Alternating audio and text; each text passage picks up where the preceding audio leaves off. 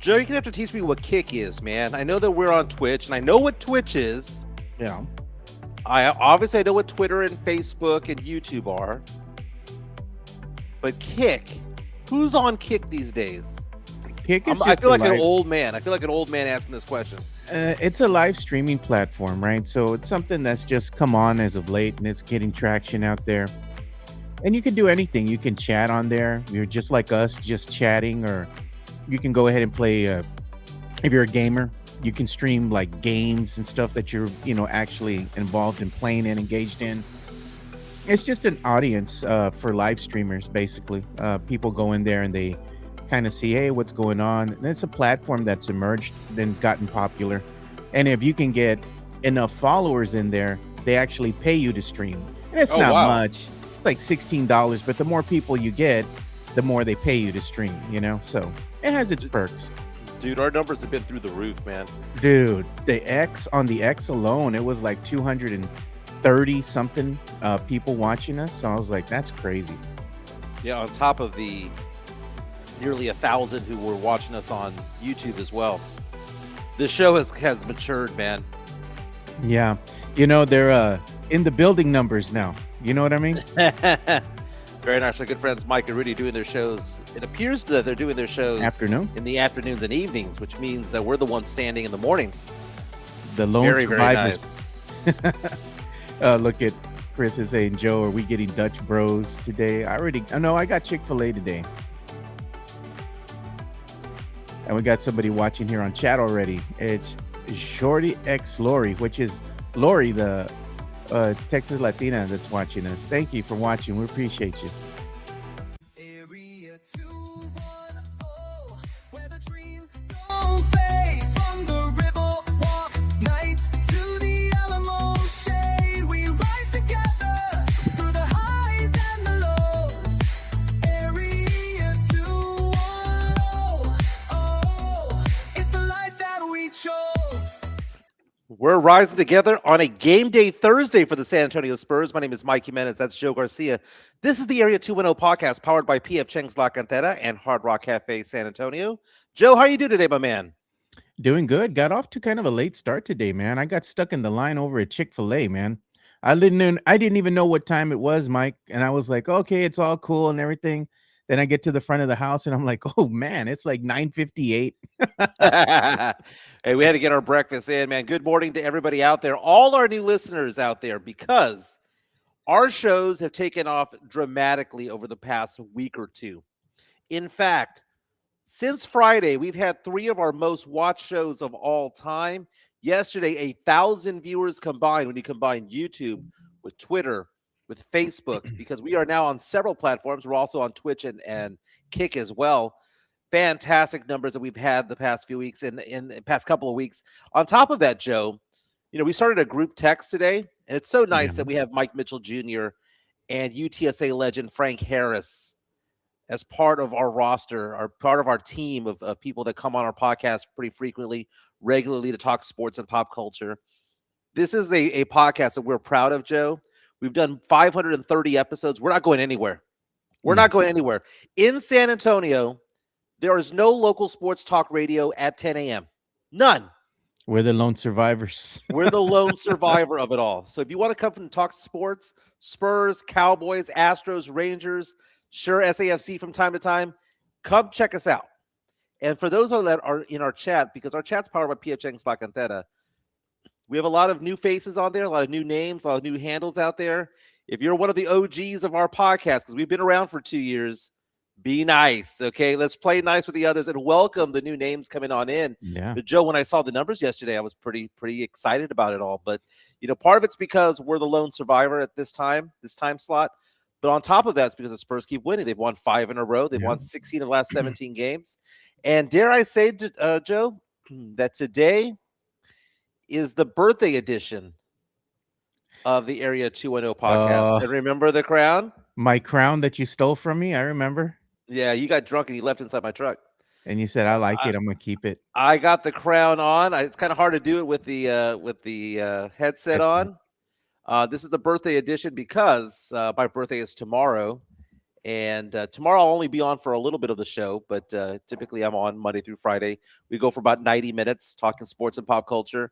But it's the birthday edition because tonight Chica and I are going to be going to go watch Bill Burr perform, one of my favorite comedians in the entire world. And we're going to have a nice swanky downtown hotel experience.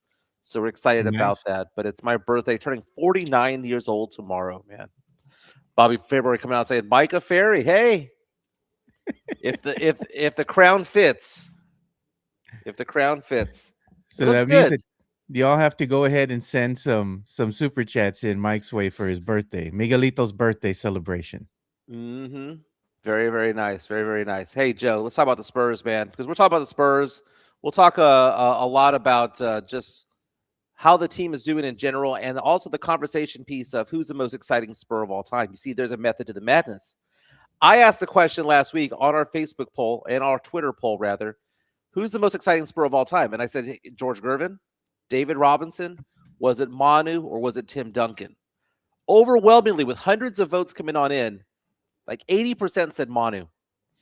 And people were asking the question, well, wait a minute, you didn't add Wemby to the mix. There's a method to the madness, Joe, because it's now the Battle Royale. Who's the most exciting Spur of all time? Now down to two, Wemby or Manu. Choose your fighter. So we're going to debate that after we talk a little bit of Spurs in a moment. Yeah. Get the poll numbers up a little bit, but that is on Twitter at MJ Acquire Taste. And Joe, how can they follow you on X? Yeah, they can go ahead and follow me. I'm at Area 210 Podcast on the X. And I mean, I got a lot of followers already. Sean, we need to get his numbers up, dude. He had like 6 followers. I'm like, come on, guys, go Yeah, follow bump it up. Sean. Gotta I'll bump go it ahead and up. show his handle in a bit so y'all can go ahead and follow him. But we need to get that up, man. Very nice, man. Again, we're powered by PF Chang's Like that at Hard Rock Cafe. You can be part of the show on the chat. People were talking to us about the chat the other day. One of our listeners reached out to us yesterday. Reached out to me yesterday. I'll say his name because he's one of our followers. Sam Salinas Yeah. said that he likes the fact that we actually pay attention to the chat. Yeah, we do. That the chat actually drives a lot of the conversation as well. But we have a super chat coming in from Sean Quintero. This is a way that you can show support Here for the we go. podcast. Money talk. Here comes the money. Sean saying, happy birthday, my brother, man. $10 super chat. Thank you so much for that. Gonna have a nice got little it. old fashioned tonight with that 10 bones. We Appreciate also got that. another incoming super chat from Miguelito. Money talk. Here comes the money. From Midtown, Texas, 5 bones saying happy birthday, Mike. Midtown, I appreciate it. And dude, Chica loves all the different things that you do for the show, man. When it comes to the AI stuff and when it comes to the photoshops and whatnot, she thinks it's hysterical. Fantastic. But let's talk about the Spurs real fast. Spurs have won 5 in a row, 16 of the last 17 games, and now everybody believes Joe. Even Joe the skeptic is starting to believe that if this team stays healthy, knock on wood, that they have a chance to make a long run to the playoffs. At the very least, they're going to be a hard out. And if you saw the standings last night, you saw the Clippers beat the Rockets yesterday, right? I mean, the Clippers beat the I'm sorry, there was the Nuggets who beat the Rockets yesterday. Nuggets play the Spurs tonight at the Frost Bank Center. We saw the Timberwolves go down yesterday. And right now, between seeds 3 and 6 in the Western Conference, it's separated by just half a game. Last night, the Rockets blew out got blown out by the Nuggets 129-93. And you saw the T-Wolves get blown out by the Clippers 158-123. And as we look at the standings right now, Spurs are secure in that 2 spot, 2 games behind the Thunder in the loss column. But look at this. The Rockets right now, 40-25. The Lakers, 40-25. The Nuggets, 40-26. Minnesota dropped from 3 to 6 overnight, 40-26 record. So half a game separates those 4 teams for 3, 4, 5, and 6. And oh, by the way, the Phoenix Suns are just 2 games behind the Rockets for the 3 spot. So there's a 2-game separation between 3 and 7. So the Nuggets have a reason to play for here, right? Because the Nuggets are a game and a half away from falling out of playoff berth contention and being in the play-in. So we're going to have Nikola Jokic come into town. This is a championship caliber team that has won the chip before, coming into the Frost Bank Center, but they came in overnight because they played the Rockets. I know they blew them out, didn't have to play everybody in the fourth quarter, but still, that was a 9 p.m. tip-off. They had to come over here and fly in overnight. Hopefully they're a little bit tired. Spurs rested because they didn't play last night. Wemby, Joe, on the injury report. I saw. listed as questionable tonight.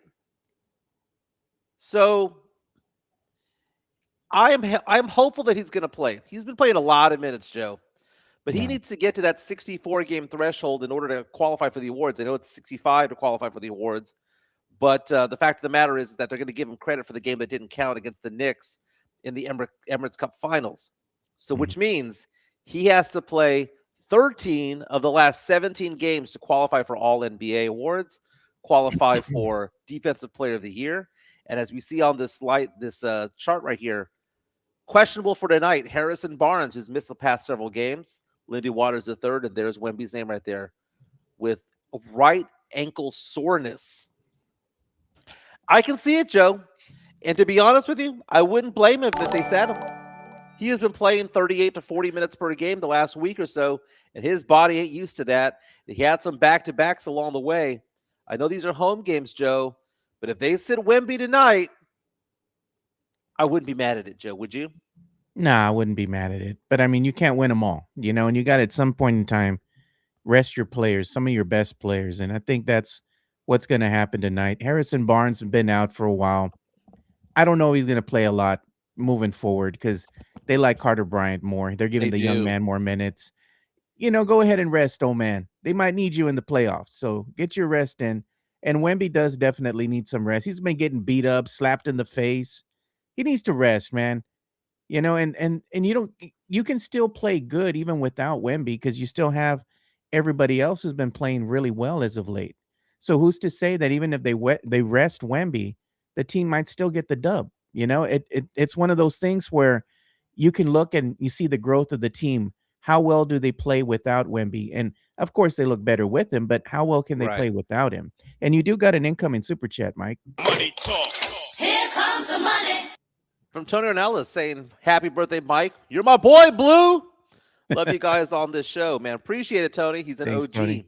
Again, we are 530 some odd episodes into this podcast. We started 2 years ago, and we're having so much fun doing this, and it's nice to see all the new names. It's nice to see the numbers pump up. Again, since Friday, 3 of our shows have been the top 10 most watched shows that we've ever had in the last 2 years. Yesterday's show, rather, you combine all the platforms, more than 1,000 views. We're very, very, very excited about that. We're very humbled by it all. Believe me, we talk funny. We're a funny Yeah. show, funny program. But right now, as opposed to be my normal self, I just feel humbled, Joe. I'm Yeah. so excited, so happy with the progress of the show. But we talk sports, a lot of Spurs talk. But if Wemby sits out tonight's game, he can miss 4 games and still qualify for those awards. I don't think he's hurt. I just think he's tired. He is tired, man. You can see that on the court against the Clippers when the Spurs were down by 25 points in the third quarter, came roaring back to win the game. He keeled over and started sobbing. And at the end, he said that he was beat, that he was exhausted. And he said that he had never been so tired his entire life. So because of that, and then you add the fact that he battled against the Celtics and scored 39 points. You add the fact that he had back-to-back games where he played a combined 78 minutes. It might be time for us to rest him for just one game. And here's the thing, Joe. They're playing Denver, who could be a first-round matchup for the Spurs. Let's see what that looks like. Maybe you don't play your hand. Let's see what that looks like. There was a graphic courtesy of Yahoo Sports here, right? And it says NBA playoff picture for the Western Conference and the Eastern Conference. If the season ended today, Mike, and look at who the opponents might be. Not only for the Thunder, but for the Spurs, because they're 1-2. And then you have the Pistons on the Eastern Conference, you have the Pistons and the Celtics who are 1-2.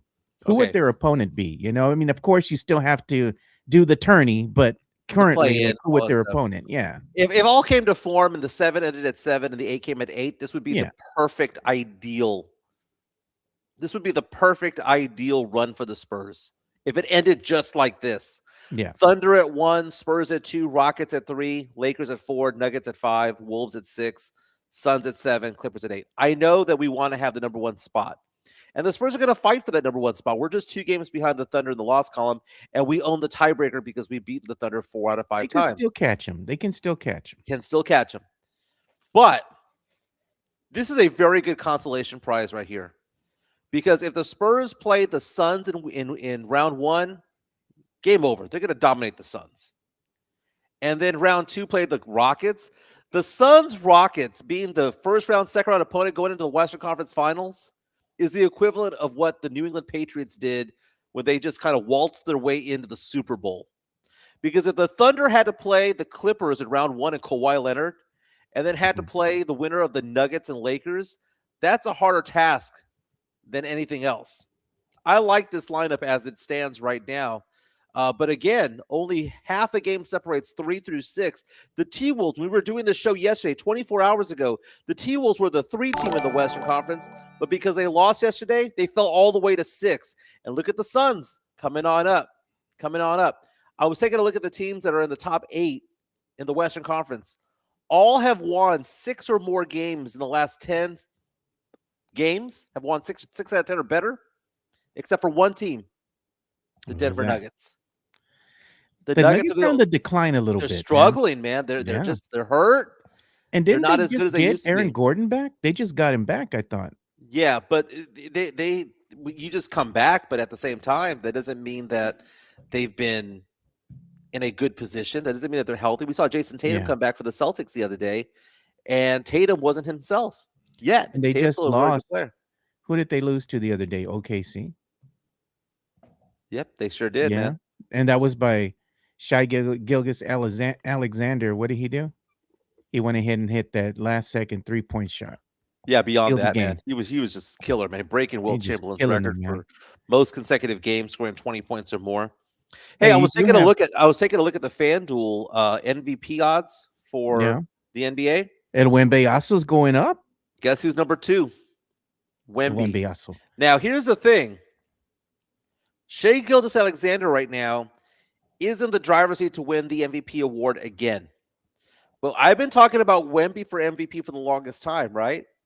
Yeah. He was ranked 6th when I started talking about this, and then it's 5th, 4th. He flipped over Nikola Jokic over the past week and Cade Cunningham over the past week, and as of this morning, has the second best odds to win the most valuable player award, but it's still like 12 to 15 to 1, depending on the site that you're at. It was 20 to 1 last week when we started talking about this a lot.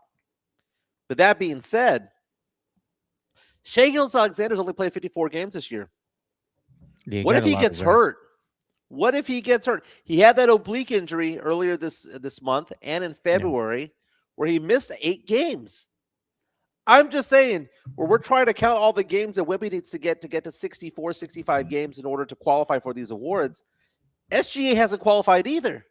Yeah. He only has a certain number of games that he can miss along the way. So what I'm saying is, Joe, like Dumb and Dumber, so you're saying there's a chance? Yeah. That's what I'm saying. We do got incoming super chats we got to get to because we're getting stacked up on these. Money talk. Here comes the money. And this is the one that we said from Tony Ornales. Sorry about that. We have this one from Mario Cavazos. I was going to get Money to. talk. Here comes the money. And this is for you, Miguelito. This is from Mario Cavazos, $9.99 super chat incoming. Thank you, Mario. Yeah, he says, may God bless you, hermanito. Old man Grito for getting closer to 50. Ole, ole, ole, ole. Wemby. Yeah, you're an honorary jackal. We can't forget that. You showed I your showed belly. my quick. belly. I showed my belly to the Jackals. Which grito do you want, Miguelito? Do you Well, want he says the old man one. Okay. The Market Square one. We'll do that one.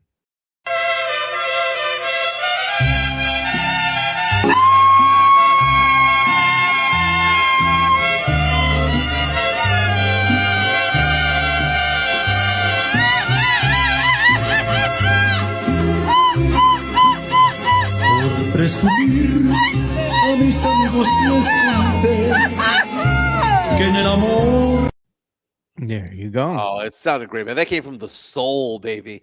That is the best of the 3 gritos right there. I used to do a grito very well, even though it was mockingly.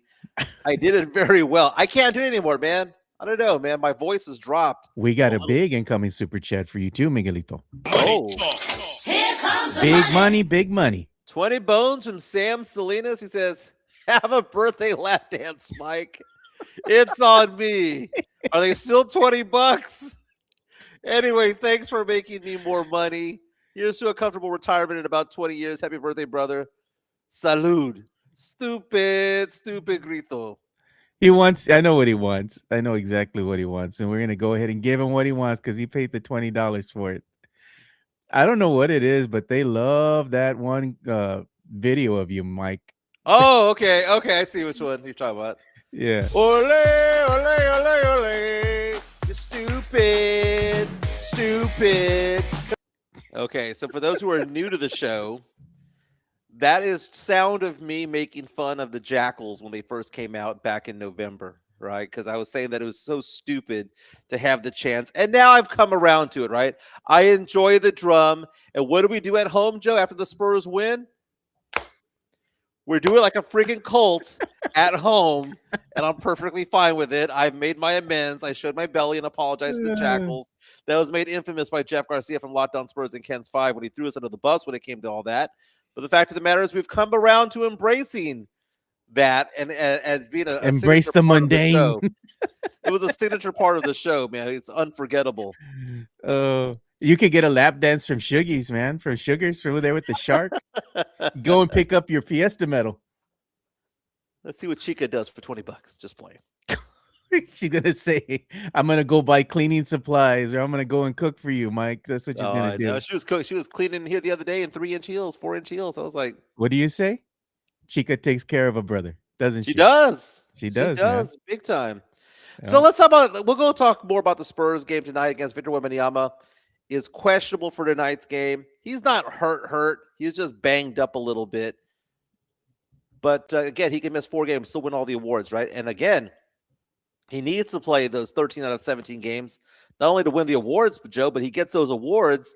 He gets big time money in the offseason, gets the Supermax contract, which is worth $52 million more if he gets to 65 games. That's a lot of scratch right there, Joe, that's on the line. Yeah.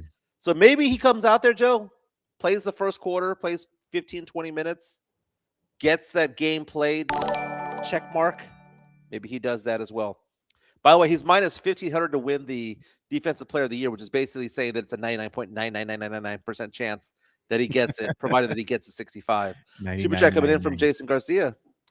Yeah, we got an incoming super chat, so here we go. Money talk. Here comes the money. He says, happy birthday. Congratulations on another successful trip around the sun. Happy anniversary to your 21st birthday. That's right, 28 years since that 21st birthday. Joe, what did you do on your 21st birthday? Oh, I think I just, honestly, I was at home and I had my son in my arms, my baby boy, my oldest. So I just spent it with the family. I had the wife at the time and my son. I had him in my arms there watching TV. I think I was watching a Spurs game actually on TV. And I had my little boy with me. So you know what? I could have been at the club. I could have been celebrating, getting drunk. But you know what? I was on daddy duty. So I embraced that and I loved it. And it's a good memory I have just sitting down watching TV with my boy. Okay, so I did 2 things for my 21st birthday. There was the night before, which was I celebrated with my friends. And then there was that weekend that celebrated my 21st birthday. I got a minor in possession of alcohol on my 21st birthday. Jeez. Have I told this story? This is where people tall tale. Here we go. Stop the cap. Okay, so my friend Joseph and I met up with some of our friends downtown to go clubbing, right? So we were popping around from place to place to place, right? We were going to go to, what's that one place I got roofied at again? Polyesters. We're going to Polyesters, go to the Bonham, all these different places over there, just to club around, right? And we parked at a parking lot over there, and I started drinking a beer. And this was around 10:30 on March 12th. My birthday is March 13th. About 10:30 at night, I get popped for minor possession of alcohol, and they give me and my friend a ticket, right? And they take our beer away. I go to the court 2 weeks later. The judge asked the question, what were you thinking that night when you were drinking? And I said, I was celebrating my 21st birthday. Because I was turning 21 when, Joe? Midnight. Night. The judge saw the ticket, saw my driver's license, just compared the dates, and he said, and I quote, "You've got to be kidding me. Case dismissed. Hope you had a good birthday." So the ticket went away. Ticket went away. But on my actual 21st birthday, we took a flight to Las Vegas, and I met up with my cousins, my uncle, my aunt, my parents out there, and I got to walk the strip on my 21st birthday. Got drunk over there on one of those yard-long margaritas. But that was 28 years ago tomorrow, man. Very, very nice. Handle Fist says, just popped in. Cap. Stop the cap. All right, Oh, Joe. it's the So of tall all the tales. stories, of all the tall tales that I've had, do you believe in fact that I got a minor possession of alcohol the night I celebrated my 21st birthday? Absolutely not. You don't believe I that don't happened? believe I don't believe any of your tall tales. I mean, I like the response too from Chica when you try to tell the tall tales in front of me and Chica, and she just smiles and she just says, "Oh, Michael, the embellisher," Yeah, and she just smiles. embellisher. But you know what? She lets you go on. She's like, "Do go on, Yeah. finish your story. Her Use your favorite one. words. Use your words." Her favorite one, though, and it's not an embellishment, was the time that I fought off an attacker or somebody who was trying to hold The me up tennis at the racket. ATM Oh, downtown God, because I had a dude. tennis racket underneath my legs, between my legs. Yeah, I went to the Wells Fargo downtown in the middle of the night, going clubbing to a nightclub called The Vault, No, which gosh. was no longer there anymore. It's kind of like across from where the Hard Rock Cafe is. Yeah. Back in the day, there used to be a club there called The Vault, and I went to the ATM. I was like, this place is kind of sketchy. Let me just, because you had to pay cash to get in, right? You can't just use a debit card. And I took a tennis racket, put it between my legs, and when a guy pulled a blade on me, that wasn't a very big blade. It was a glorified box cutter, right? Uh, I pulled out my tennis racket and I went, and the guy with the knife went away. He just walked away. why would you put a tennis racket between your legs? Because it bro? was the only thing because I didn't have my bat, okay? Oh man, dude. And I it's don't better know that if it's I'm a tennis believing this, racket and dude. not a racquetball racket. But let's talk about the exciting Spurs of all time. So I put Well, a let's poll look at out. the poll. Yeah. I put a poll out on Twitter last week, asking the question: who's the most exciting Spur of all time? And I purposely did not add Wemby to the mix because to me, Wemby is in the finals. So I wanted to know what people thought about Gervin, David Robinson, Tim Duncan, Manu Ginobili, and overwhelmingly 80% of the vote, and there were like 300 votes that came in. 80% of the votes said Manu. So I'm asking the question Damn. today on Twitter: who's the battle royale? Who's the most exciting Spur of all time? Choose your fighter. Choose your fighter, Wemby or Manu. And right now, it's 50-50. Isn't that something, Joe? Look Manu at this. Ginobili, who had a decades-long career with the Silver and Black, with the Spurs, is now tied with Wemby, according to this poll. And it's hashtag Por Vida. So, Spurs fans are watching this and reading this as they're turning on the X. I just posted this poll a few minutes ago. It just goes to show two things: how much we love Manu Ginobili, because I believe Manu is the most beloved Spur of all time. But it also shows how great Wemby is and how in awe we are of Wemby's abilities at 7'5" to do what he can do. And this is on the X, right? So we have the same poll going on right now. And I did put it up here on the YouTube, right? So we have that going on. And look at right now, Mike. Mm-hmm. This one says 61% have voted for Manu and 39% have voted for Wemby. And 28 votes in so far. So we still have more people voting, but there you go. Well, the Manu stuff is different, man, because they're exciting for two different ways. I mean, Manu is what, 6'6", 6'5", Yeah. and he was a two-guard, combo guard type of guy. The most exciting moment for me for Manu Ginobili was the block on James Harden in the playoffs. Harden going for the three, and Manu just completely swiping it from behind. One of the most exciting plays in Spurs history by far. Manu's also the most guy. polarizing player in Spurs history is Manu Ginobili. He's not polarizing. He was loved, but he was also somebody who was so wild that you didn't know what he was doing. That was prime Manu with the flowing the floppy locks, hair, bro. the flowing Yeah. locks. Yeah. You prime didn't know what he Manu. was going to do. The hesitation, the Euro step. I mean, we had never seen anything like it. And you look at players like Kobe Bryant who've come out and said before he passed away that Manu was one of his favorite players to play against and to compete against. Manu could have been a 25-point per game kind of guy if they wanted him to be that guy. But instead, he became one of the best six men of all time. Any other team in the NBA would have started him and played him 34, 36 minutes. But instead, he played for the Spurs and got starter minutes. But they had him Look at coming off Toro the Loco. bench. He said Kobe had mad respect for Manu. He did. Remember that? He did. And he talked about how herky-jerky he was, how difficult he was to defend. Even Shaq has said such. He goes, when Manu came in the lane, that there was fear from him as a defender because he didn't know where he was going to go. Like he didn't, because he was left-handed, but he was ambidextrous, can go right. He took short strides, long strides. He glided in, glided out, and he had hang time. That's one thing about Manu. You see a lot of the shots that he would take when he would get fouled. He'd hang in the air and shoot on the way down as opposed to having to shoot at the apex. Manu was a fun player to watch, a hell of a passer. Very few Spurs players have ever been able to dribble the ball through Kobe's legs, but he did. He did. Now, I'm old enough to remember David Robinson and George Gervin. David Robinson was a freak of nature. The 1989 to 1995 version of David Robinson was something to behold, man. That was beautiful. But Manu was exciting because you didn't know what was going to happen next. You would see David Robinson go from point A to point B very, very fast. 3 strides from midcourt, he's dunking the ball. Yep. But the marvel of David Robinson was we've never seen somebody 7'1" move the way that he moves. And oh my God, he's built like a statue. Like Michelangelo sculpted him like the statue of David, right? Just chiseled.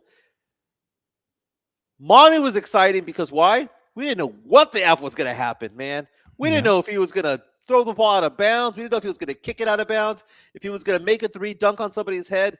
We didn't know. We just saw flopping hair. And I don't know if Manu knew what he was doing out there or if it was just plain instinct, him going up there and trying to make something happen. There were some plays that we saw back in the day. Remember when he hacked Dirk Nowitzki from behind when the 2010 finals?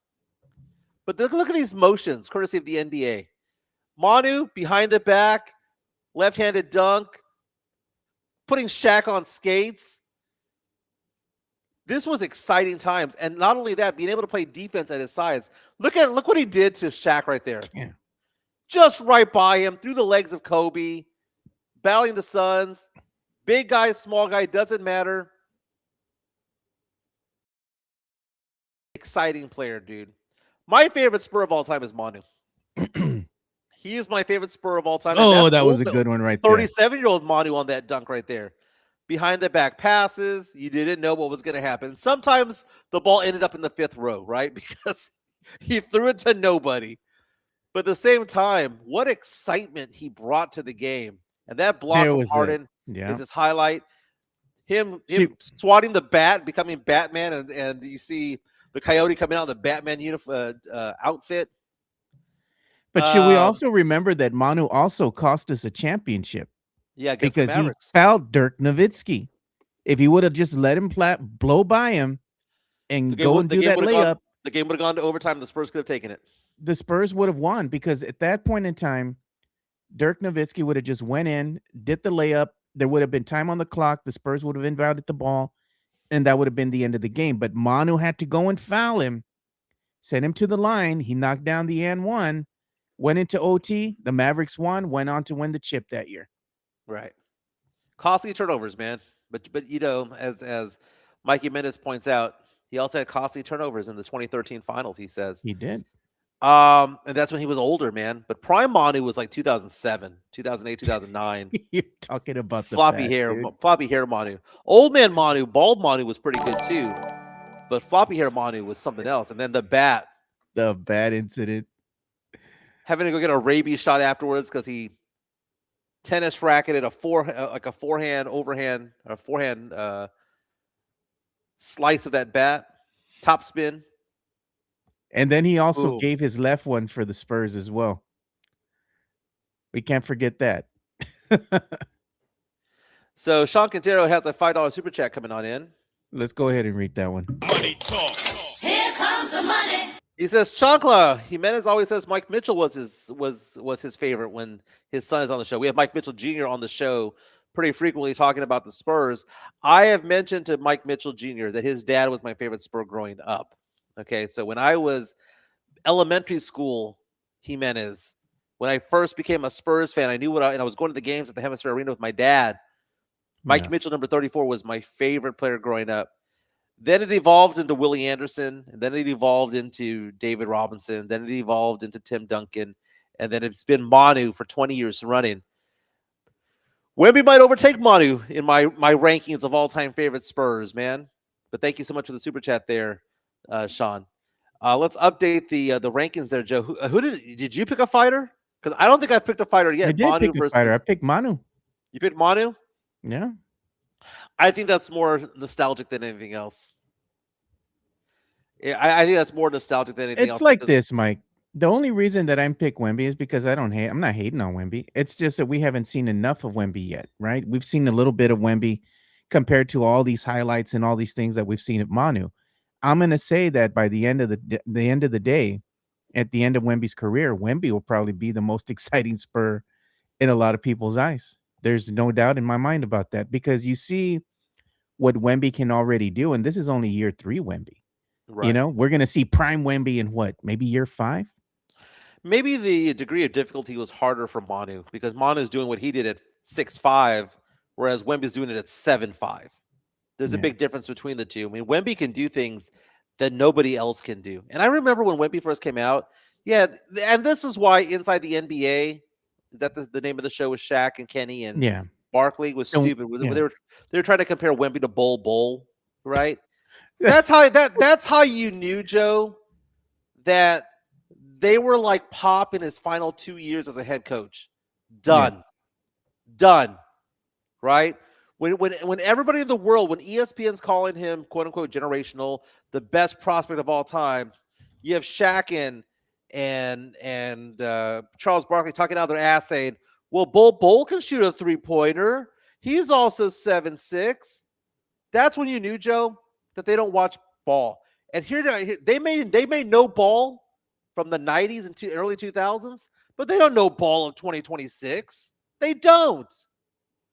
So that is why you watch these games on Amazon when you have Blake Griffin and Steve Nash on there. And that's why when you're watching games, when we had the game on Peacock the other day, when it was Vince Carter and Tracy McGrady, they know ball of today. And they understand the brilliance and greatness of Wemby. And whenever I see Shaq and Kenny Smith and all that talk glowingly about Wemby, I think it's so hollow because they diss him from the beginning. And why they diss him from the beginning? Because they have old man mentality and they don't watch the games anymore, man. God, Maybe that show that's why- sucked. That Inside the NBA was one of the worst shows of all time, and people revered it and thought it was funny because he talked about churros and fat people from San Antonio. That was can't fun talk the first about couple them of big times. old women from San Antonio no more. That 'cause was funny the first couple of ESPN was times. like, no. That was funny the ESPN first tells couple them times. no. ESPN said no. Like the NBA told the Atlanta Hawks no to Magic City night. But look at that, Mira Joe. Wemby. I mean, Mira Wemby. I would say that my vote right now is Manu as the most exciting Spur of all time. But I think Wemby's going to take that title in the next year or two. The more highlights that he racks up, Yeah, really just no doubt. pulverizing Alperen Şengün right there. But one of the great things, the marveling things about Wemby, and you and I talked about this on the podcast. We've been around for as long as Wemby's been around. We Yeah. talked about this on the podcast that the description of Wemby when he first got drafted was he's not David Robinson. He's not Tim Duncan. Tim Duncan, David Robinson, very reserved, don't celebrate, fundamentals, boring basketball, efficient basketball, but kind of boring, right? Everyone said when Wemby came out into the league was the guy is more of a Kobe Jordan kind of guy where he's just fiery and wants to win and is a culture guy and is basically super intense. And we didn't see that the first year because why? He was just getting his legs under him in the NBA. And then last year he had some injuries. But this is the first year that we've seen Wemby just say, okay, I've got my legs under me. I have 2 years behind me. I'm going to now take over this team. This is now my team. Okay. This isn't Yeah. Pop's team because the first year he came in, it was what? Pop's team. This is his team now. Not Mitch Johnson's team. This is Wemby's team now. We're seeing the rise of El Wembeyazo now. El Wembeyazo. We're seeing somebody who is basically saying the buck stops with him. He's not using I'm 21 years old as an excuse anymore. And when we saw that game against the Clippers, where he keeled over and started crying at a regular season game because they won and he gave up so much effort, Oh, dude, man. it just shows that he's a problem for the NBA, man. If he can stay healthy, knock on wood again, Yeah. he's figuring it out, Joe. And we had a comment the other day on our podcast because we complained earlier in the season about Wemby shooting too many three-pointers, which was true. He shot too many, and he was shooting around 30%, but now he's shooting 36%. And people are asking me the question, did he get better at shooting the three? No, he got better. In my personal opinion, Joe, Wemby got better at choosing the right three to shoot. Because there were a lot of shots that he was shooting back in the first 2 seasons that he played that were forced, either because he didn't want to go inside or because he just felt more comfortable from three, that he would rather do a fadeaway than anything else. What we're seeing more of Wemby doing right now, although he did shoot 8 of 15 the other day against the Celtics from three, pump fake and drive in and figure it out. And right now, he's more diligent and more selective with the three-point shots that he's taking. I don't think his form has gotten better. I don't think he's become a better shooter. His percentage is going up is because he's no longer shooting the bad threes. Yeah. Does that make any sense at all, Joe? Yeah. I mean, I'm just saying that boy good. You look at him and you look and see what he can do for a man at that size. And what he has his speed, he has athleticism. He can blow by other defenders that are at his size. There's absolutely no match for him. But when you put a smaller defender on him, that's kind of his Achilles heel. But even now, he's learned to kind of work through that now. So you're seeing the evolution of his game, and his IQ is beginning to show a lot more and more as he gets more reps in. He gets more playing time. Yeah, he's tired, and he understands it's a 82 game season. He was injured for a little bit of that. But you see what Wemby has been recognizing as far as I'm going to get my teammates involved now. I don't need to score 40 points a night. I don't need to score 30 points a night. If I can get everybody else involved and I can help my team, and then you look at the plus minus, and what is he? Very high plus, right? 40 something he was the other night. He's learned it. He's learned a lot, Mike. He's figured it out, like you said, and he's like, I'm going to get my teammates involved. If they want to go ahead and triple team me or whatever, I know somebody's open now. And those are things that you want your star player to learn. And Wemby's learning everything at the right time, right before they go ahead and hit that playoff run. Right now they're in it. They're going to go into the playoffs here shortly, at the end of April, right in the smack of what Fiesta. So you have Spurs and Fiesta once again, and everybody's going to be excited. There's going to be that electricity in the air, Mike. The flags are going to be flying high. The Spurs jerseys are going to be out there. You're going to have what at Fiesta? The guys going out there wearing the jersey without without the undershirt, smelling like beer, holding the freaking chicken on a stick. I mean, things are going to be good here in San Antonio, and I'm here for it. Are we going to go honky now after the Spurs get out of that first round of the playoffs? I hope so. What's going to happen during over there on Commerce Street? Everybody's going to be go Spurs, go, and they're going to be meeting the team now at the airport again when they land. Remember those days? I'm looking forward to all that. It's going to be fun. Well, the idea that the game is getting slower for Wemby is a thing, and it's all involving basketball IQ. What did we say earlier this week, Joe? Who's he turning into? He's turning into Neo from the Matrix. Starting to believe. He's starting to believe, Oh. And Mitch Johnson's Morpheus, Yeah. right? Starting to believe. People are believing in Mitch Johnson now. Mitch Johnson's rotations are crisp. Mitch Johnson putting Barnes to the bench, Mitch Johnson calling the timeouts at the right time. You know what's And funny? getting mad, and you know what? Showing teeth, as my friends like to say, getting mad Getting at the angry. players. He gets mad at Wemby. You know, You said something there that made me laugh because Myra has a saying where she says, "A crisp Diet Coke," and you just said crisp, yeah, and that's what it reminded me of. there you go. Chris Gonzalez asking the question: who's providing the free coffee after playoff wins? Valero better. Oh, who is? They Who is gonna better. It's provide been a that? while, right? But the reason why I have optimism about the Spurs, as I put my crown back on, my birthday crown back on, the reason why I'm optimistic about the Spurs is because I think about the basketball IQ of all the players. Wemby, high-level basketball IQ. Yeah. Fox, who's been tearing it up the last 4 games, high basketball IQ. Castle, one of the best two-way players in the entire league, exceptionally high basketball IQ. Dylan Harper, Luke Cornett, even Champagne and Keldon Johnson and Devin Vassell, all of them have high basketball IQ. And the one Spur that didn't have it, guess what? They shipped him off to New York. He Well, gone. they let him walk to New York. He's gone. Gone. Dude, the Spurs record since he's been gone is what? A lot better. A lot better, A Joe. lot better. A lot better. They cut the dead weight. Well, I mean, it just is what it is. Did you see that video? I retweeted on Twitter of Kawhi Leonard last night. Kawhi Leonard went off for 45 points as the Clippers beat the T-Wolves last night. Yeah. You see the video of it? Yeah. There was a fight going on, I and s- the reaction from Kawhi Leonard was That was- hysterical. This is courtesy of FanDuel. We can get the video up there. Did you put it on yours? You I put put it on yours? mine. I retweeted on mine God, earlier this dude. morning. It was pretty Kawhi funny. was So- unfazed, Mike. we talk about how we need to have dogs out there. We have Unfazed. enforcers.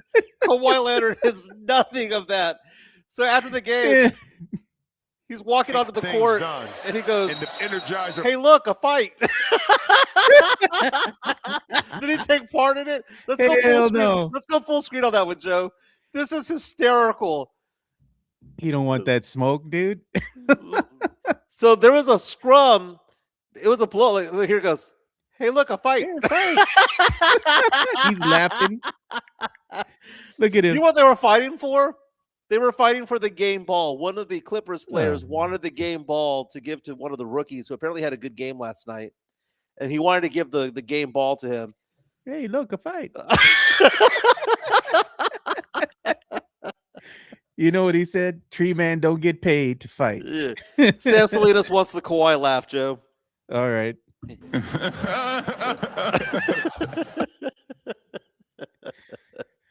That was amazing. Now only half a game separates the 3 through 6 teams. 2 games separate 3 through 7 in the Western Conference. But the Spurs are either going to be 1 or 2. 1 or 2.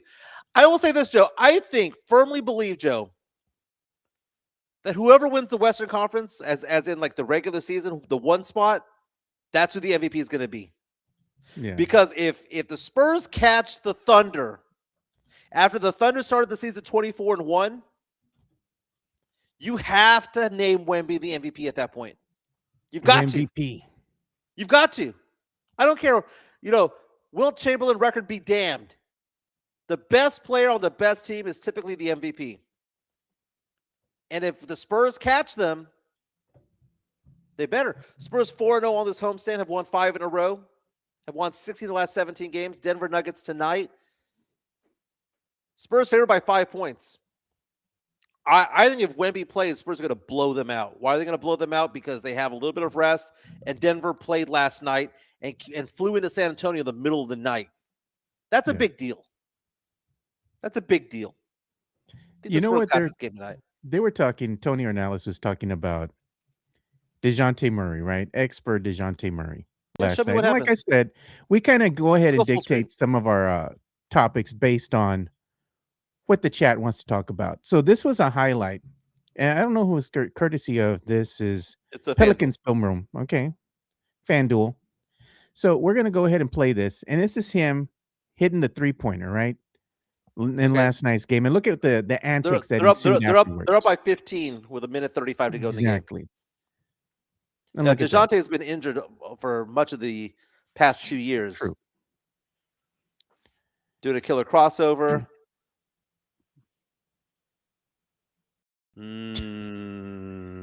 Bro, look at that. Okay, so what I don't know is this. Is that a isolated incident, or is that something that was going on throughout the whole game? Was it other player jawing at him? Was that other player doing not to say that it's gonna justify what happened. But you up by 15. Oh, he dude. blew him out. Oh my god, he put that guy on skates. That's dirty, man. That's at the end of the day, DeJounte won that battle. No doubt. Is it worth the tea? Damn straight it is. But if he was playing on the Spurs, right, and they were saying, and he did this, Coach Pop would have just laid into him, dude. Yeah, Coach Pop would have just benched him for here until eternity. But you know what? That's a team that doesn't win a lot of games, man. So the Pelicans No. were just excited to get a win.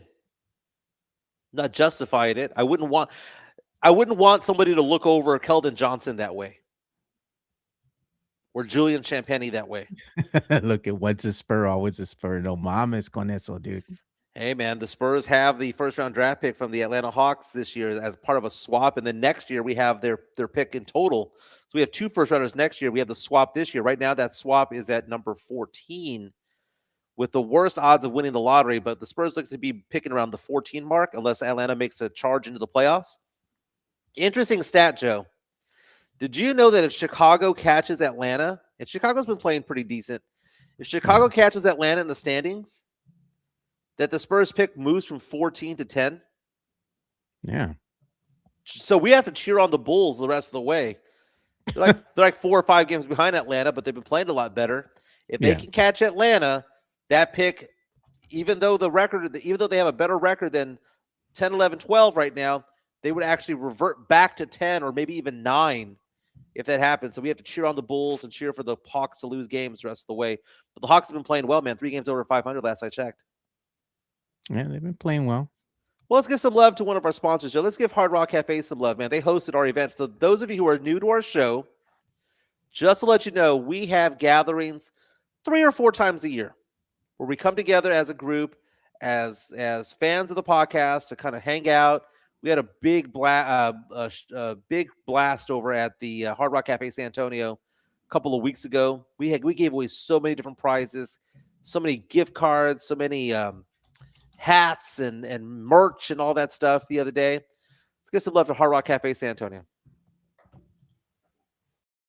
The Hard Rock Cafe, San Antonio is Riverwalk dining at its best. With great scenic views along with its amazing collection of rock memorabilia, there is something for everyone. Enjoy happy hour weekdays from 3 p.m. to 6 p.m. with $8 and $10 appetizers, $5 domestic drafts, and $6 craft import drafts at the bar only. Try some of the Hard Rock Cafe's legendary steak burgers, or my personal favorite, such as the grilled salmon or baby back ribs. Make sure to visit the 3rd level and enjoy the DJ as you take in the city skyline. The Hard Rock Cafe is a proud sponsor of the Area 210 podcast. Again, Hard Rock Cafe San Antonio, sponsor of the Area 210 podcast. They have that bar area on the Riverwalk level. It overlooks the Riverwalk. It's a very, very nice place to go take a date. Go check them out. I know a lot of people eat downstairs. Stay upstairs. It's a good view, man. It's good for date night. Go with the kids downstairs. Go with your girl upstairs is what we're saying over there. Thank you so much for Hard Rock Cafe sponsoring this show. Joe, I can eat at Hard Rock. Hard Rock's a bar that I can eat at. I've been watching too much Bar Rescue these days. I'm going back in time and I'm watching it's what's going on in the background as I work from home. It's the background stuff. I oftentimes have Modern Family. I sometimes will have like Superstore, Scrubs, Schitt's Creek, all these different shows out there, right? But I've been watching a lot of Bar Rescue, and Chica and I, we wind down. Typically, we'll have like Dateline on or some sort of true crime on, but we've shifted over to Bar Rescue, and now I'm afraid to go eat at dive bars. Like I can only eat at good bars now, like nice bars. Oh God! But I mean, think about it, Joe. I know it's not realistic, Bar Rescue. It's kind of like South Beach Tow or whatever that was. Yeah. I know a lot of it's fabricated, right? But do you believe that the kitchens at these pool halls and dive bars are really that disgusting? Or do you think it's exaggerated? No, I think they are disgusting, dude. Because you've gone to some of these dive bars, and I've been in some myself, and you get hungry sometimes when you're there, and you're like, "Damn, man, I'm gonna be forced to get something to eat," and you go and order it, and you're drunk, and you don't want to think about it. But then you look at stuff like Bar Rescue, and you see the way that they store the food, or The how oil, clean everything is in the back, and you're the like, oil's "Oh the man, oil's dirty. nasty stuff, man." Henema Fist Expired say food. Henema Fist says the gnats and the alcohol is gross. The fruit flies. Oh, bro. Oh, Or Joe. the ice maker, right? They don't clean the ice Oh, maker. You see all the gross. mold and everything in there. You're like, "Oh, gross." But we got some stuff coming in from the media share. We gotta share. I know I'm trying to get through everything. I'm trying to read your chats, trying to do everything at once. I'll get to it. And this is from Sean Quintero. Look at how he's watching us today. Nice. Thank you, Sean, for the support, man. We appreciate you. And I see that. I see what y'all are doing. I like it. I like it. Birthday crown is out, Joe. 49 years old tomorrow. They did this. My daughter Ava already says that she's calling me 50. She's 50. like, you're 50 now. Somebody did the AI of you as the Queen of Hearts. Save that for me, Joe, because I want to put that as my Twitter profile pic. That's beautiful. I The look Queen of amazing. Hearts. Hey, I want to know, people who are on our chat right now, what's your favorite San Antonio dive bar? Ugh. Because Joe, I mean, okay, would you consider Dad's karaoke? Con la pinche jackal, bro. Come on. The jackal?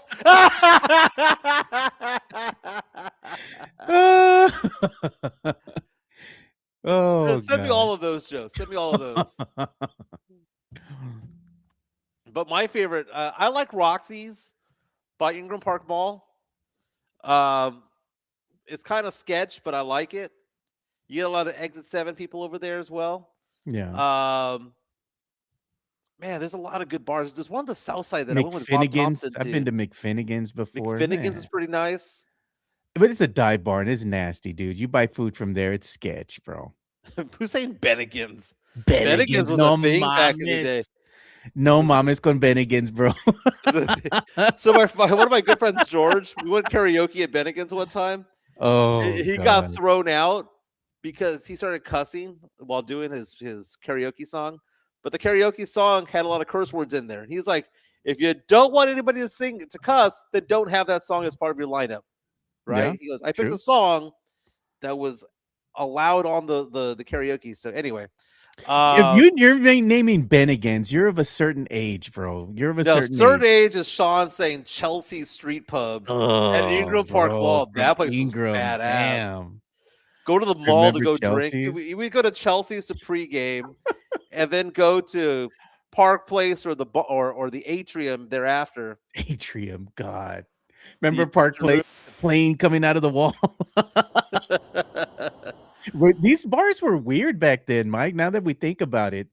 And I just passed the other day, I just passed through Joe's Volcano, and Yeah. they have the volcano there and everything, it's Yeah, like, they named it something else, but it's still Joe's Volcano to all of us. I'm gonna take a picture. I'll pass by it on the weekend, and I'll take a picture going through nostalgia, right? And I'll show you what happened to Barton's Boozery. Now it's a car wash that nobody goes to. Yeah. There's even the You room know, place there no more. if a nuclear bomb hit San Antonio, the only thing that would survive would be roaches, the Bonham, Edgar's. the Bonham, and Joe's Volcano. Only things that would survive. Mm. The aquarium. My good dude, did you ever go to the aquarium? I That never was went to the on aquarium. Babcock and Hebner. God, the fertile turtle. Oh God. So what was the name of that one that was over here on Fredericksburg? What was it called? Bun Ratties. That's where they had the lady that would be at the bar, dude. That sounded like Marge Simpson's sisters. Nice. What can I do you for, honey? What are you drinking today? I'm like, God. And she always had a cigarette in her mouth too, man. It's like Selma and Velma, I think is what it was. God, dude, it was horrible, man. So the aquarium was literally a fish aquarium, right? It was a bar Yeah. They had this big old aquarium all the way through the bar. So aquarium. stupid. Then they called it the Red Room afterwards. Kabooms, Oh, Greg Costanuela says. kabooms! No, In case bro. you want to play 3-on-3 or 5-on-5 between dances, right? Because you could go dance inside, listen to music, or you can go play basketball outside. Calicos Club Miami. Nobody's mentioned Noche Caliente or Cool Noche Arrows yet, Caliente. dude. Oh my God. Okay, so Culeros is funny, man, because I worked at Ken's 5 back in 2014, and there was a murder at Oh, that I place, remember right? that. And again, the place is called Cool Arrows, right? Cool Arrows. COOLARROWS, right? And I remember telling everybody over there, you can't say the name of the bar on air. What? It's called Cool Arrows. I'm like, I understand, but in Spanish, saying it together Culeros. means something else. I might be a no sabo kid, but I know what that means. Just like that one fool that put chupa for his birthday. Yeah. The legend. Greg Casaduela saying tsunamis. God. Tsunamis. That was by Fredericksburg Road, right? That by Menchis, Yeah. right? Or the one that I got kicked out of, Planeta Mexico, because me and my boys got caught fighting in there. Okay, We had so just got there too, man. It's like here comes the tall tale about tsunami, because that's the one. That was the one by Menchis, right? By the half price books on Fredericksburg and Medical. mm-hmm. It was in the corner. Yeah, it was tucked in, right? It was like there was Yeah. like a Heroes and Fantasies there or something like that, Yeah, right? and then it was the Leaky Barrel, and now it's what is that? There was a Black one- Eyed Pea in there. Yeah, now it's this other place. It was Slackers. Now it's Slackers. Yeah, oh, it's a Slackers now, exactly. Yeah. So I remember going there with some friends, right? And we would just have a good time clubbing and whatnot. And this guy is next to me partying with us. And I'm like, I know this guy from somewhere. Do I know him from high school? Do I know him from what? He's my age. Where do I know this guy from? And then I realized he was a Spur. This is Beno Udrich. Beno. Beno Udrich lived at Tsunami when he played for the Spurs. That's a name that we haven't heard in a long time. Beno Udrich. It was Rock Island before, and then It was Rock Island. Planeta Mexico had all the piojos and fresa chicks from Monterrey. Pupis, the pupis. That was the St. Mary's, right? You were either a Mexican national or a St. Mary's student. That's how that they claimed Planeta Mexico. And then they had that bar next door to it, which was pretty cool. It had a very narrow bar that was next to it. That was pretty cool. Remember back in the day, early 2000s, that area on Broadway where the hangar is, and then Mike Oh, Valdez, yeah. Salud, and all and all those bars. The little bars there, yeah. That was a pretty nice hangout there for a good while. And they had what was the one called? They after that, right next to the hangar, up the street, they used to be called the Mad Marlin, and now it's something else. But I remember going to party there one time with one of our friends with the Mad Marlin. It was pretty cool. But then they had, like you said, they had all these little bars down Broadway. But who remembers that one bar that was over here off of 410 near the theater? What was it called? The Hot Tin Roof. Oh, Hot Tin Roof. Oh, First place I God, ever bro. karaoke was at the Hot Tin Roof, man. Okay, here comes the Tall Tale story, dude. Here we go. Stop the cap. They would do the karaoke at Hot Tin Roof, which was right next to the Northwest 14 Theaters. It was a great bar. It was a fantastic place to go. And there were some nights where it was just like standing room only. They had live band karaoke, and it was the first time I'd ever done live band karaoke where you have a real band performing the music. And it was weird was that they didn't have like the bouncing ball. You had to know the lyrics of the song. They'd put the lyrics up there far away, but they wouldn't like prompt you when to start singing, right? And inevitably, 60% of the people who went up there sucked because they didn't know how to follow the song or they didn't know all the words or whatever. I one time went up there and I sang Panama by Van Halen. And I was buzzed pretty hard. I thought I was doing pretty well. Did you And get through? then I started getting bumped. I was like I'm on stage. I'm getting bumped. Like, who the hell's hitting me while I'm trying to sing the song? It was the guitarist doing this next to me. And then the other guitarist has come out because he's doing his solo to Panama. So they would get excited if someone did well because the musicians were like, They were just kind of They're vibing with you. they're, Yeah, they're this guy could. just strumming along when everyone sucks and like, why are we doing here? They're kind of questioning their lives. Yeah. But if you were okay and you kept the song going, man, they would get so excited. They're all jamming out with you. Hey, don't forget his like Oh, button, baby. gosh. Hit the like button. Yesterday we had over 40 likes yesterday. That was fantastic. Marco also saying flying saucer. Dude, everyone tried to get the saucer, man. You had to drink every single beer and you have to like tally it off and check it. They check the box off saying that you drank every single beer just to get a saucer up there. That place was pretty good, but no alcohol, just beer. I can't go to a place that does that, Joe. Not anymore. What was the name of that other place? That's right here off of near UTSA. What's it called? The center of the universe. That one place. What's it called? Hillsdales. Hills and Dales. Hills and Dales. Remember Well, they used it's to have now the it's now troughs back in the day? it's now a UTSA bar, but it used to be a biker Yeah. bar back in the day. I used to live in that area. Yeah. Remember, it used Rafa to be reaching out. troughs. They used to fill it with troughs and the beer and everything. And Beer. it was so unsanitary, dude. Just grab your beer. Yeah. Rafa asking the question, was Mike doing the David Lee Roth splits when he sang Panama? God. No, but I got very seductive when I said, reach down between my legs and ease the seat back. They were Stupid asking us- lyric. Yeah, Mikey's asking if we ever been to Rock and Brews. I've been to Rock and Brews. It's out there. The new one on I-10. The new one, I-10 and 1604. It's It's nice. nice, man. And they have a really cool cigar bar, like right across the parking way. lot. Yeah. Yeah. No, Rock and Brews is pretty good, man. Not Rock and Brews at the Frost Bank Center. That's just highway robbery, right? They're like, you want a beer? $15. You want a Jack and Coke? How about $18? You go to Rock and Brews on I-10, it's actually legit prices. They have live music over there. It's a nice place, man. It's really clean. They have really good outdoor seating as well. So yeah, Rock and Brews is pretty nice. I haven't been to that cigar place next door, but I see the people who go to Rock and Brews walk across the street to it all the time. But the Hills and Dales, man, used to be a biker bar, but I was a local. I lived in Helotes at the time, so they didn't bother me. So no one bothered me. Actually, the bikers there, those weren't like, biker gangs. Those were those weekend warrior types that were out there. And look at Mikey. Mikey Mendes says, go give Agua Caliente some business. Taqueria next door to Hillsdale. Dude, Aguas Calientes. Okay. Before I met Chica, the best chorizo and egg I've ever had in my entire life is when Chica makes it. It's stellar.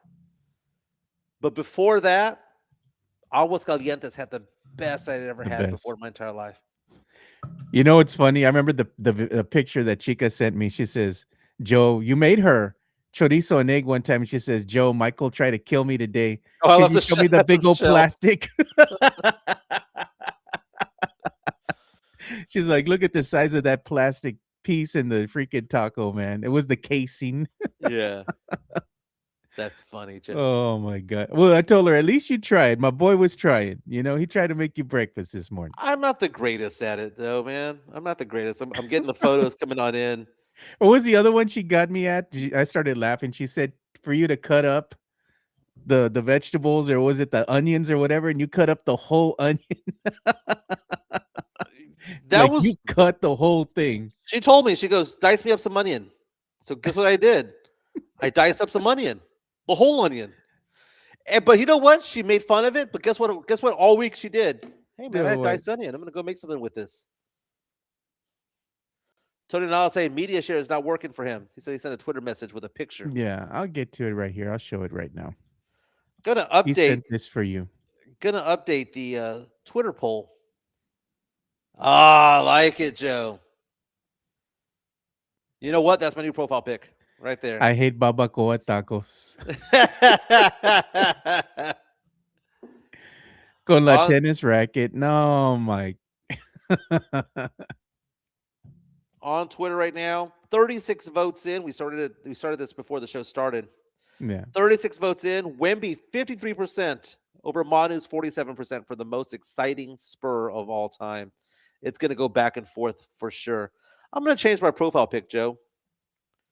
I think that's worthy of it all. Let's see here if I can figure out how to do that.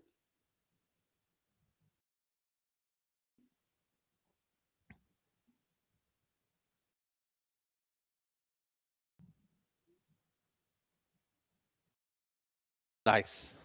Done and done. Done. Let's take a look at it. Now I have to go and look for Miguelito. You just updated your profile pic on the X? Yeah. It hasn't come through yet. I just posted it. There it is. Now it is. So I'll show it on screen so y'all can see. There you go.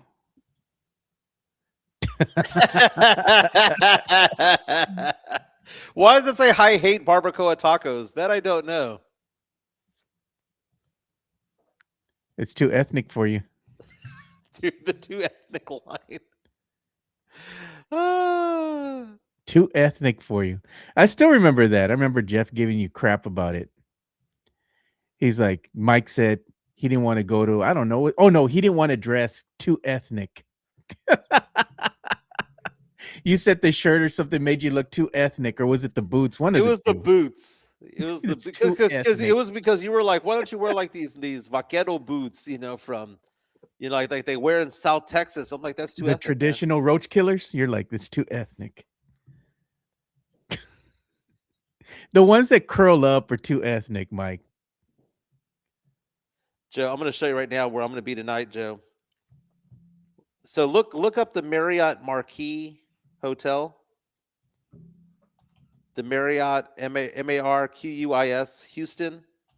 And look up the Lazy River. This is what Chica and I are going to do. So after the show today, in about 15 minutes, we're going to get in the truck and we're going to head straight to downtown Houston.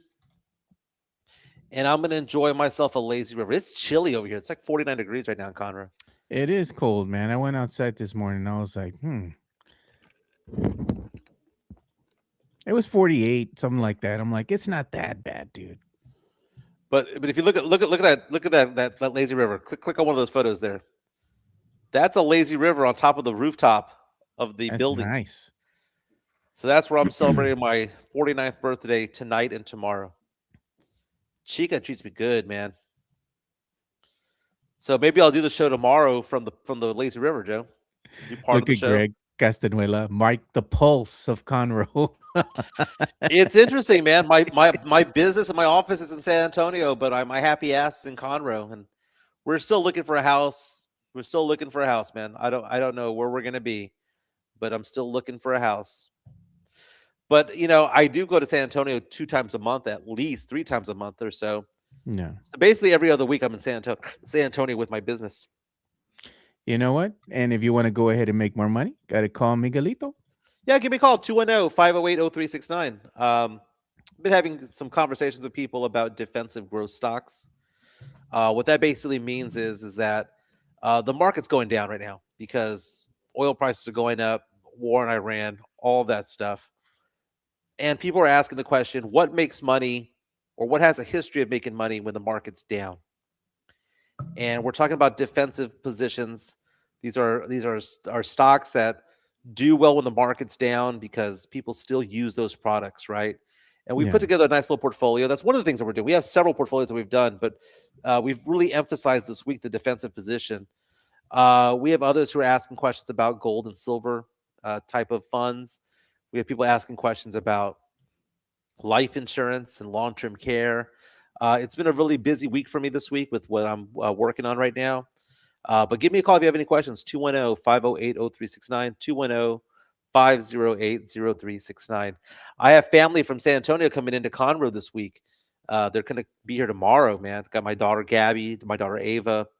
I've got a couple of other family members, my sister, my nephew, my parents all coming over here. So we're going to have a fun time at the lake tomorrow for my birthday. And I told Chica it's a birthday weekend. It is. I'm blessed, dude. I'm blessed, and it's I wish I saw my kids every day, but I tell you what, though, man, Chica makes life fun, and I don't get old because of her. And she's a big supporter of this podcast, by the way. She says I get my words out. She says I get my words out. Get your words out.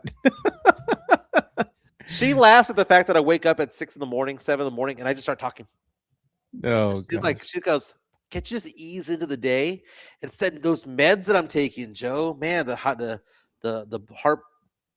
the blood pressure medication, which lowered my blood pressure.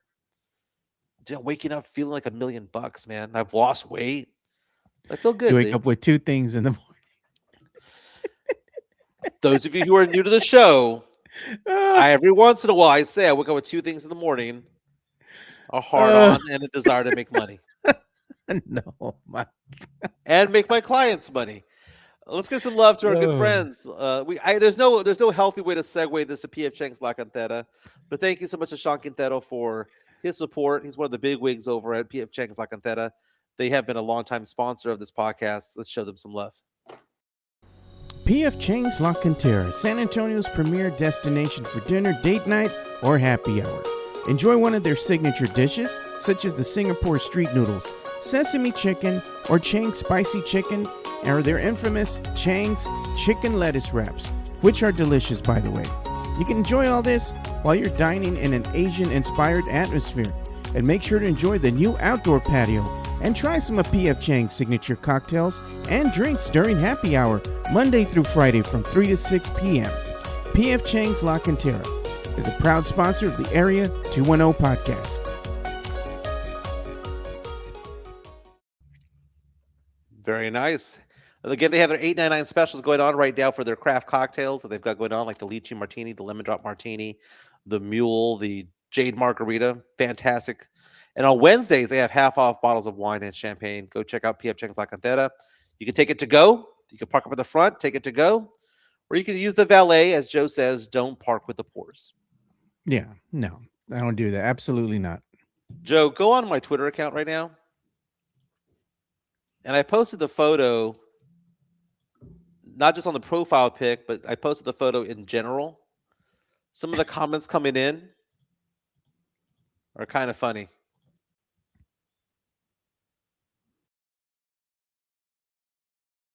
First one's of Scar and Mufasa. Long live the king.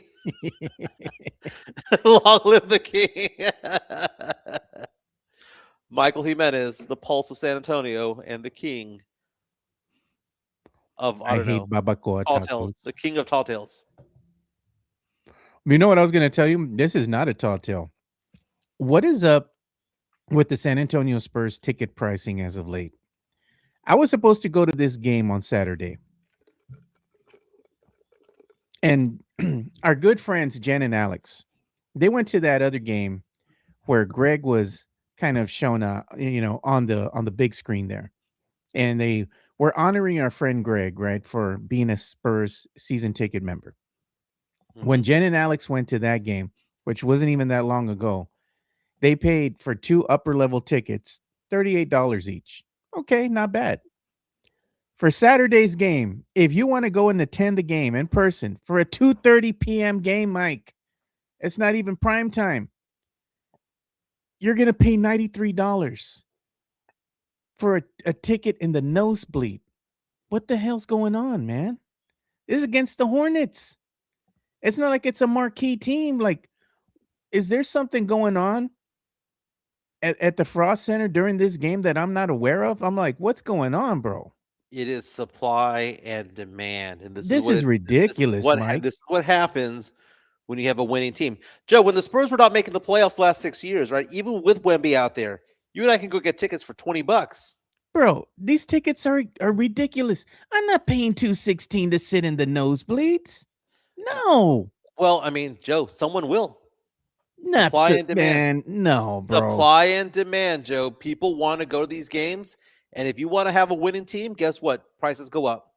Look And at I how know this is the expensive these secondary tickets are. market. I know this is the secondary market, even though it's through Ticketmaster. These are season ticket holders selling their tickets.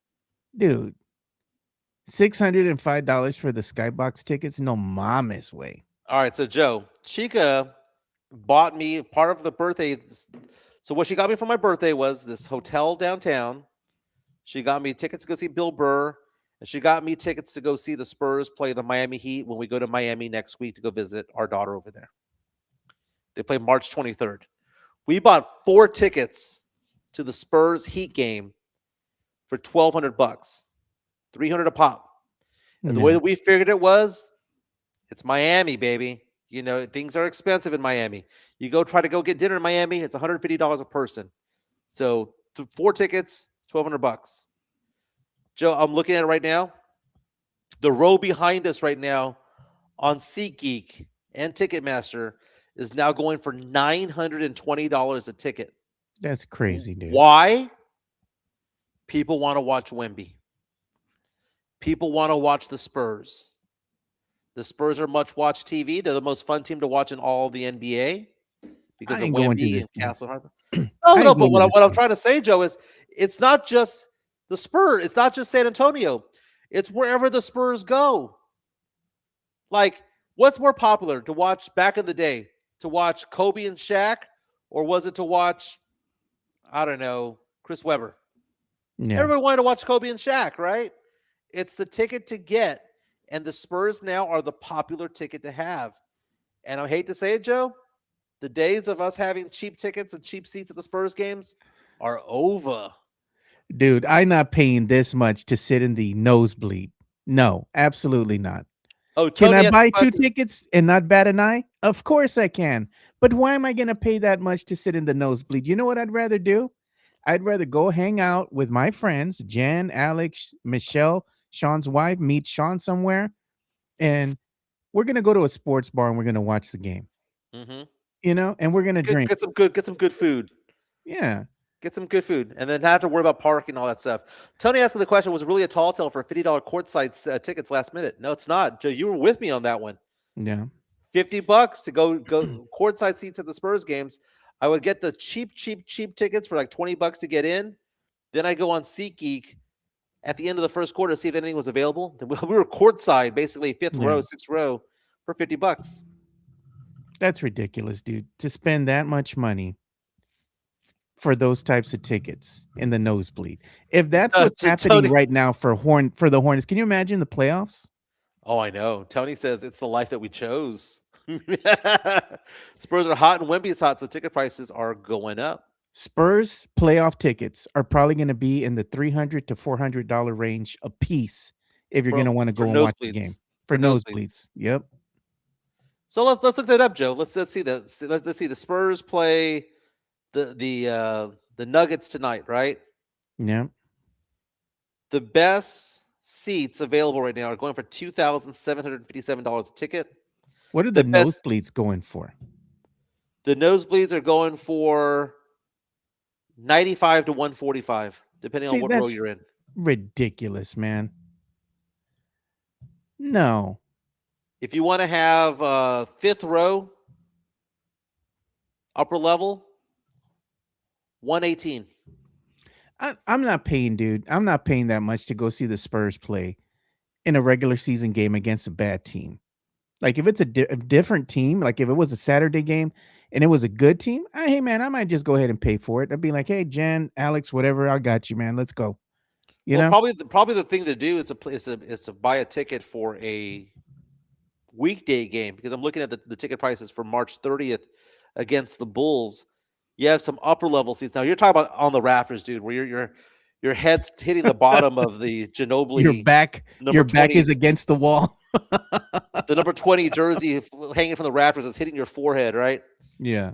Those are going for like $60. But if you want to have a low level, I mean an upper level, but one of the first couple of rows, March 30th on a Monday, you can get tickets for about $70, which is still kind of high for an upper level seat, Joe. I'm like, Maybe the Padre was right, Joe. Maybe that priest was No. right. Now he really can't afford going to Spurs games. no, you could still afford to go. The Padre's a liar. He makes more than that in one Sunday. They have multiple masses, bro. They clean in house, man. That Padre's still a liar. Dude, right on cue, Mikey Mendes reaches out to us in our chat saying, y'all signing the apology form for calling that priest a liar. No. That priest, he spends more money at Sugars, man. Come on, dude. So those of you who don't know, we're talking about the priest who would sit up with the mayor, say that they Yeah. didn't want the new Spurs arena because his rationale for not wanting a Spurs arena, I can't afford to go. Hey, did you hear about that one story that they ran? I forgot where I saw it. I was on social media. So they caught a priest being cochino, dude. He's using the money that he's getting, right, from the collection plate to go to Mexico and pay for hookers over in Mexico, dude. Oh, he got caught with his hand in the cookie jar, Miguelito. I'm like, man, I'm telling you, dude. What's going to happen to all the Magic City merch in Atlanta? Is it going to be like a collector's item? Probably. They'll probably still sell it. Sell it at the club, you know? They'll get rid of it. Sorry about that. I got a work message that just popped up. Kind of came up weird, kind of weird. Hey, hit the like button, man. Thank you so much for that. Spurs taking on the Nuggets tonight. Wemby is questionable. If Wemby plays, Spurs win by double digits. Yeah. Jokic is, I mean, let me ask you this question, Joe. Where does Jokic rank to you on players that you want to see play? Because he's an all-time great. He's a top 25 player of all time. He's won multiple MVP awards. He's a NBA champion. Would you be excited to say, hey, man, tell your kids and grandkids, I saw Nikola Jokic play? Because to me, I wouldn't care. Like, the only people I want to spend money on to watch play in the NBA, I would say Giannis, Kevin Durant, LeBron before he got old, Doncic, maybe SGA. That's really about it. Like, I don't care about, Cade Cunningham's coming to town. Jalen Brunson's coming to town. I don't care about Devin Booker, the greatest Mexican-American basketball player in the NBA right now. He has a Latina mom. I don't care about a lot of these players that are coming at Chet Holmgren. You know, I don't care about Bam Adebayo, despite the fact they had 83 points. By the way, great stat that I saw yesterday about Bam Adebayo's 83 points. I did not realize that they were fouling the other team on purpose to get more possessions. That's funny. But the other thing that I thought was kind of funny was Bam Adebayo has the second most points ever in an NBA game with 83 points, right behind Wilt Chamberlain's 100 and above Kobe's 81. But if you took away the free throws, Joe, he had the 47th most points scored on a basketball court in NBA history, 47th. But because he had 40 some odd free throw attempts and made like 36 of them, 36 to 43, that's what gave him the points, Joe. That's kind of funny. So 36 of the 83 points were scored at the charity stripe. Spurs tonight, I'll say the Spurs win by 11. I'm going to say the Spurs win tonight 122 to 113. That's not even 122 to 111, rather. 11 points. I don't know, man. It depends. If Wemby's not going to play, I think the Spurs can still get it done. But I don't know if it'll be by 11, maybe by 5. That team's tired if Wemby plays. Wemby doesn't play, it's coin flip at that point. You need to have somebody pop off. You know, you'd have to have Castle and Harper and Fox, you know, lead the team the rest of the way and have a big night from Luke Cornett. Again, Wemby is questionable with an ankle injury, but I think he's fine. Samson is calling it the Luke Cornett right to censor night. Man, it wasn't censorship. It was just calling out some bull crap is what that was, man. There's no way that should Magic City have night. happened. No, Look absolutely at Luke not. Cornett. Look at Luke Cornett go, baby. Follow his blog. Well, Joe, I'm going to let you go. We're going to have a guest host tomorrow. We'll figure out who that's going to be. I'm going to see if I can pop on the show for a little bit as the show starts tomorrow. But I want to thank everybody for what a great week this podcast has had when it came to viewership. Again, we're not only live on YouTube, but we're live on Facebook, on Twitter, on Kick, and on Twitch as well. It's my birthday tomorrow, 49 years old, but I don't feel old, and I don't think old. And I love this 49 years young. podcast. I love this podcast. We ain't going anywhere. We're on Monday through Friday from 10 to 11:30. And thank you to those, as Mike Taylor likes to say, who watch in the future as well, because we have hundreds of views that come in now after the show ends. So it's very, very nice, dude. Looking forward to another 500 or so more episodes. We'll be doing this for quite some time, Joe. I'm not tired of this. I enjoy this. I'm not tired of it. I'm not tired of it either. And we have, a lot of people here supporting us. So we'll be here for quite some time. And, the viewership is going up, like we said. So we appreciate you guys. Continue to support and continue to send those super chats our way as it helps pay for equipment, new equipment is coming into the studio today. I got some new cables and we got a new USB audio interface coming in. It's going to be delivered today. Hey, thank you so much for the super chats, dude. Going to take that to the bar tonight. Everyone have a fantastic day. And the show will be back tomorrow. Go Yep. Spurs, go Spurs by 11 tonight. Watch. Yep. We'll see you guys tomorrow. We'll see you all tomorrow. But we wish Mike a happy birthday, man. Enjoy your day. We're out. Peace.